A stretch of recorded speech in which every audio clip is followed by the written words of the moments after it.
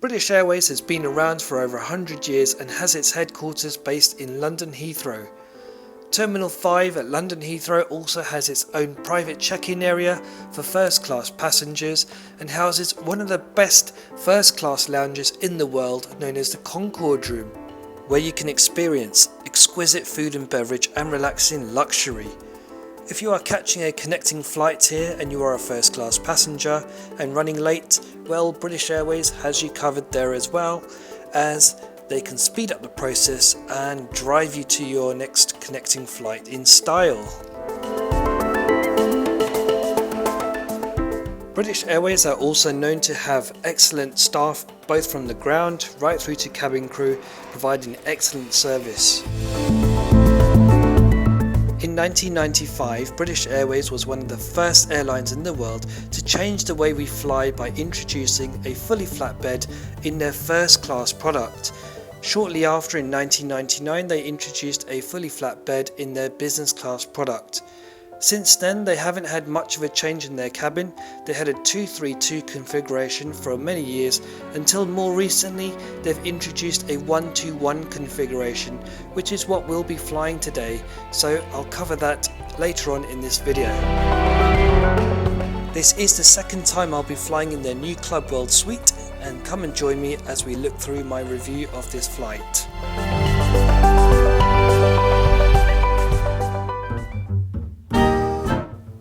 Our journey today begins in the iconic city London, which is also my home, and my sister has very kindly decided to drop me to the airport.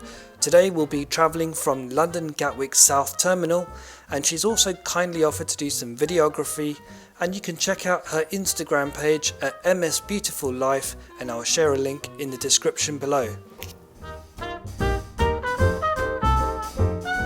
I'm on my way to check-in and bag drop for our flight today, which is from London Gatwick to Doha in the Boeing 777 and their new business class Club World suite.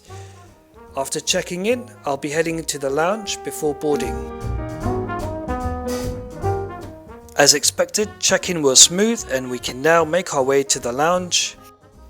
As you enter the lounge, the first thing you'll notice is that there is plenty of natural light, making it bright and airy. There is a food area in the middle and a bar. There is also plenty of seating, and if you wish to listen to the TV, scan this QR code and download the app. There's also excellent views out from the windows. I arrived at the lounge just before breakfast was closing, so I thought I would start with a glass of champagne and show you the rest of the bar. What I really like about the bar is there are really nice snacks available.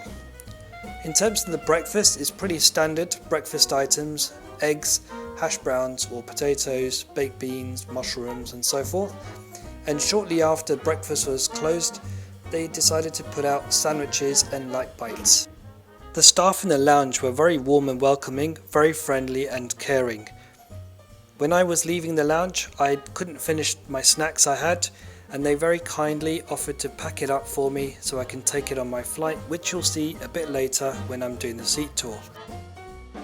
Unfortunately, I couldn't get too much footage of the cabin as I boarded late due to special assistants arriving late.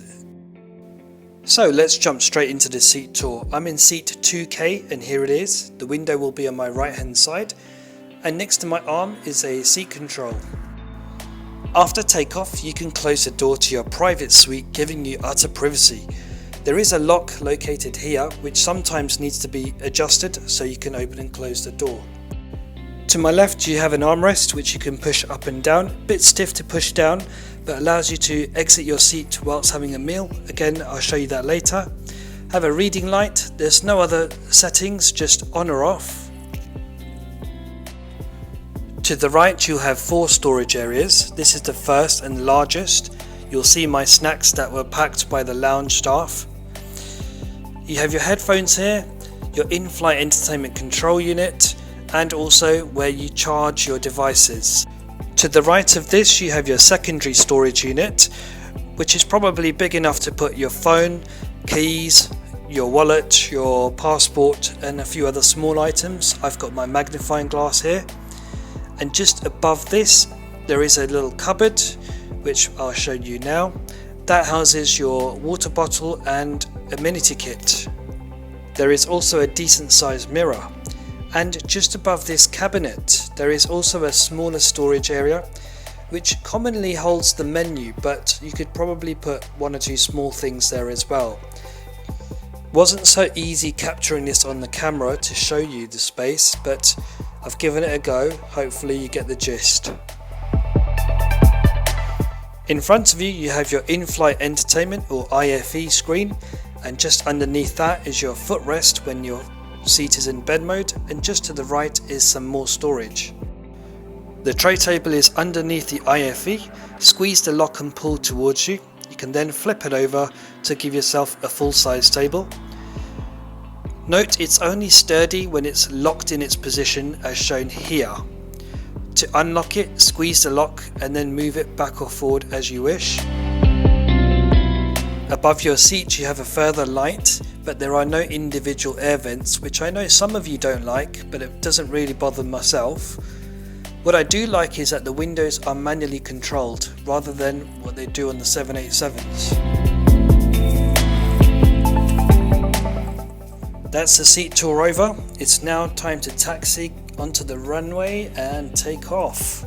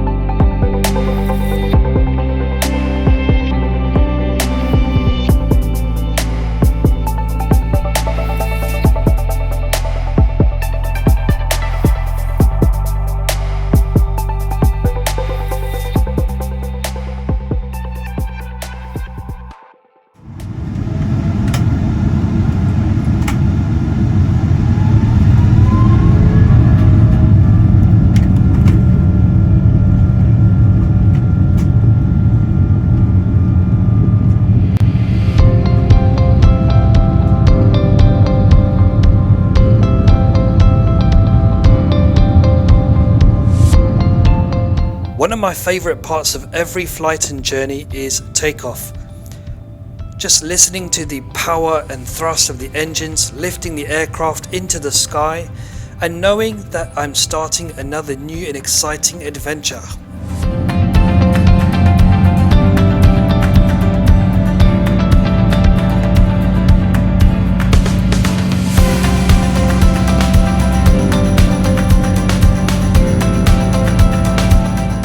After takeoff, service started with a hot towel. I decided to have a look through the entertainment system. It's very easy to navigate with headings at the top for TV, entertainment, movies, etc. And on the left it also shows you the flight information, so you don't have to look at that on a separate screen.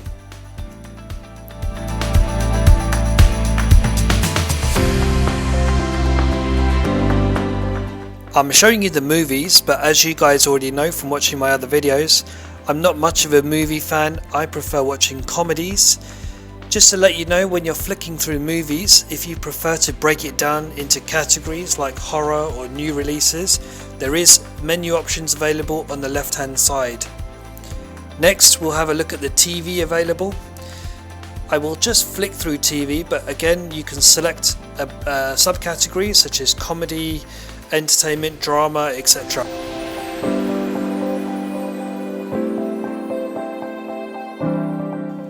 Next I will show you the kids section, and whichever section you look at, I am very impressed with British Airways in-flight entertainment. There is plenty of options to choose from, whether you are watching movies, TV or kids. Of course, many of you are just happy watching the route map or flight path. Even myself, sometimes I do like to watch that. Here it is interactive, so you can pinch in and pinch out. You can also pan by swiping. And there are options to look at different camera angles as well.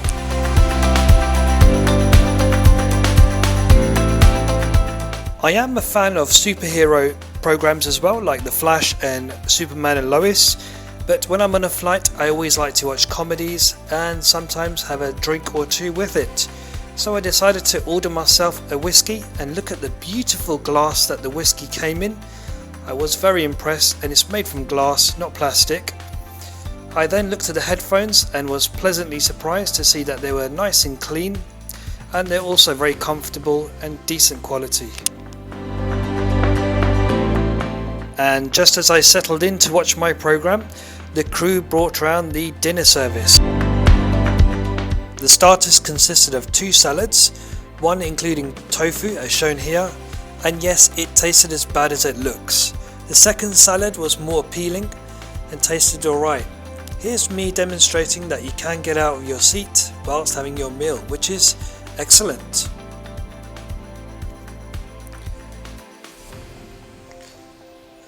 After the salad, the main course arrived, and again, this was not very imaginative and tasted absolutely awful. This is probably my worst meal I've had in the skies. But it wasn't all bad. They served a beautiful dessert which I really liked and polished off. After the meal, it's always good to freshen up, so let's have a look at the amenity kit provided by the White Company. There's a dental kit, socks, eye shades, and some creams, including a lip balm and moisturizer, earplugs, and a pen. Here's a look at the washroom. It was nice and clean, which is the most important thing. It also had some amenities for you to use. Whilst I was in the washroom, the crew very kindly made up my bed, and I'm very grateful as I wasn't feeling very well. I had a headache and the food wasn't great, so I was ready to get into bed. Thankfully the seat itself is quite comfortable to sleep on, as the bedding isn't anything to shout out about. The highlight of this seat is obviously being able to shut the door and being in your own private suite. Lying straight is more comfortable, so I slept until the next meal was served, which came just before landing and consisted of a wrap. I have to say that this wrap wasn't very appealing again. It was extremely thin, as you'll see in the next picture, and had very little filling. Didn't taste very good either, so again, disappointing. Once the meal service was over, it was very close to landing, so I thought I would try and connect to the Wi-Fi. I followed the on-screen instructions as shown on the IFE, but again I couldn't connect successfully. I have a feeling this might be to do with my VPN. Guys, if you use a VPN and also have trouble connecting to Wi-Fi whilst on flights, please let me know. Drop a comment and let me know whether you've been able to resolve this. So I tried everything possible to connect, but I was unsuccessful, and the crew also couldn't connect me either. As we begin our descent into Doha, you look out the window and you're mesmerized by the colourful and spectacular spectrum of lights. The city is absolutely gorgeous. So whilst you enjoy these stunning views of our descent, I'm going to summarize my thoughts on this flight. I'm going to start with the cabin crew. I haven't talked about them yet too much, and I have to say that they were amazing. They were warm, welcoming, friendly, kind and caring. They really looked after me, and they clearly enjoy what they do.